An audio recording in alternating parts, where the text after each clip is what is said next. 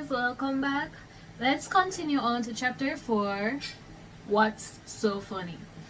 I opened my eyes, the bright sunlight almost burning them, causing me to quickly shut them again, rubbing on them viciously. I tried again, allowing them to slowly adjust as I stretched, my joints cracking as they moved, relieving me of the stiffening feeling. I pushed myself into a sitting position, rubbing my hand down my face as I groaned, a wave of nausea coming over me.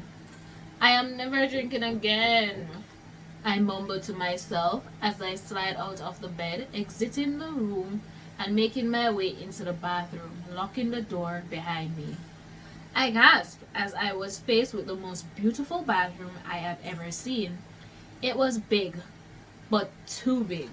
The shower fitting snuggingly in the corner, the shiny white tile glistening with water, telling me that somebody had just been in there. I inhaled the sweet aroma of vanilla and musk, knowing that it was Dylan, and my mind wandered into a daydream of my shirtless mate. Water glistening down his chest and abs. I closed my eyes, signing as I unbuttoned Dylan's oversized shirt, letting it fall to the floor. Stepping into the shower and turning the water, setting to steaming hot.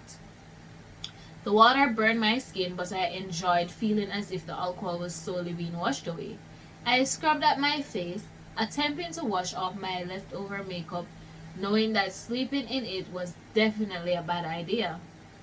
Once I was satisfied, I stepped out, wrapping a blue fluffy towel around me, leaving my sleeping wet ear framing my face. Deciding to just airbrush it, air drying it, I whisked a mix of toothpaste and water around in my mouth, desperate to rid myself of the salty morning taste on my tongue. I grabbed Dylan's shirt off. I forgot which one. Off the floor before making my way back into my room, preparing myself to have to put my vomit-covered black mini dress back on. But I glanced over at the bed to see a neatly placed pile of fresh clothing there, making my eyebrows raise. I picked them up, flickering my brows at how large they were. But I was in no place to complain. At least they were clean. After putting them on, doing a quick once-over in the mirror, satisfied with how I looked, I made my way down the stairs, creeping carefully so as to not grab the attention of anyone, not wanting to face them after last night. "Good afternoon," smiled Gia as I rounded the corner, nearly jumping out of my skin. She was sat on a bar stool in the kitchen, dressed in an oversized shirt and shorts, stuffing her face with food. "Eating mate brunch, but we gathered you be sleeping, so there's none left. Sorry." I ran my hands through my chocolate brown hair, nodding slowly as I made my way over to one of the bar stools, patching on it carefully. "How are you feeling?" Gia teased, laughing. I shook my head like shit. I remember my first time on tequila, voiced Ethan as he walked into the kitchen in a pair of fitted suit trousers, his chest bare. Gia laughed, winking at me as I groaned, clutching at my stomach. I feel awkward, unsure of what Gia and I were supposed to do now. I felt rude just shooting off and leaving, but also didn't want to overstay my welcome. Plus, I was really looking forward to just upping back into bed, sleeping this hangover away. Suddenly, the musky aroma I had come to recognize so quickly woofed through the air, causing me to bite my lip, turning around to see a very disgruntled, shirtless Dylan, his dark hair still wet from his shower. He glanced into my emerald green eyes, for a few seconds before breaking eye contact and nagging over to Ethan, who cleared his throat awkwardly, turning towards Gia. Let's go eat in another room, he suggested, picking up both his and Gia's plate, walking her out of the kitchen, her concerned face glancing back at me before she disappeared. Are you having something to eat? Asked Dylan, grumpily, pouring himself some coffee. I shook my head. I don't think I can. I don't feel that great, I replied, causing Dylan to chuckle to himself. I shook my head. Sorry, I'm going back to the sentence. Well, that's what happened when you drink stupid amounts. I flickered my brows, taken aback by his harsh tone. Oh, come on, you can't. Do you even know how much danger you put yourself in, Clara? Dylan interrupted, growling. You are the perfect target. A young, pretty drunk girl passed out on the floor. Do you know how many creeps out there could have taken advantage of you? I signed, shaking my head, slightly distracted by the thought that Dylan considered me to be pretty. I know, but Gia was there. As if you didn't drink when you turned 21, Dylan. No. Let's skip over them. Dylan laughed, rolling his eyes. And do you really think Gia could have fought them off, considering how drunk she also was?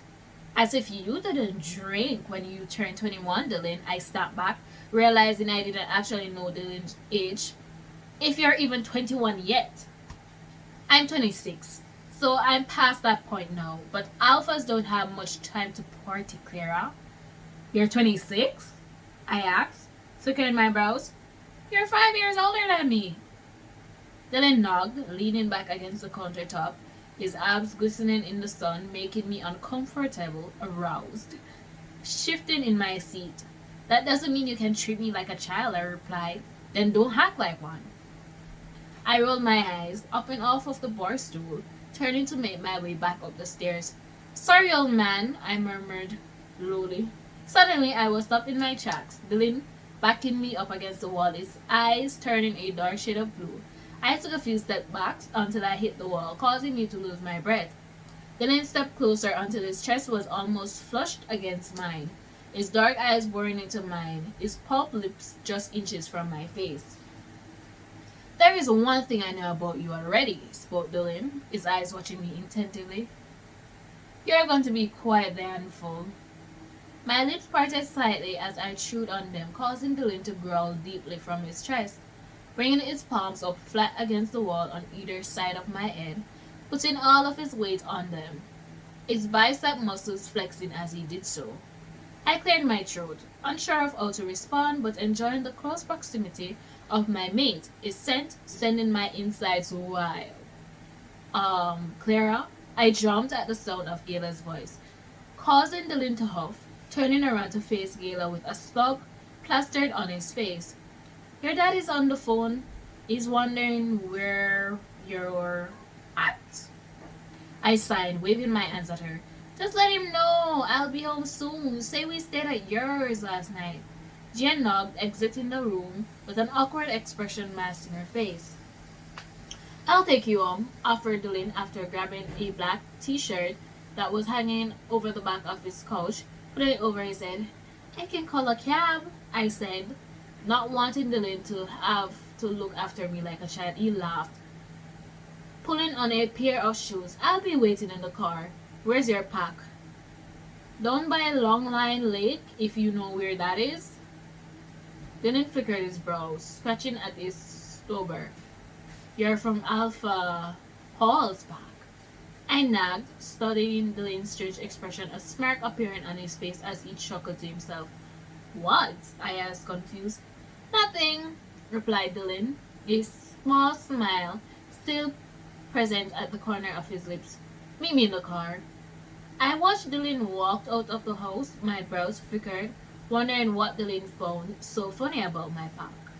I would really want to know too. Anyways, guys, we're now at the end of today's video. Hopefully you guys enjoyed it. And up next we have chapter 5, Brotherly Love. So based on this topic, I think they're brothers, I guess. But anyways, yes. I just want to get through this chapter a little bit faster because reading for me is hell of a lot faster. But anyways, guys, don't forget to like, comment, share, subscribe, and click that post notification bell and all to get notified each time that I post a video. Don't forget to share. Share. Peace.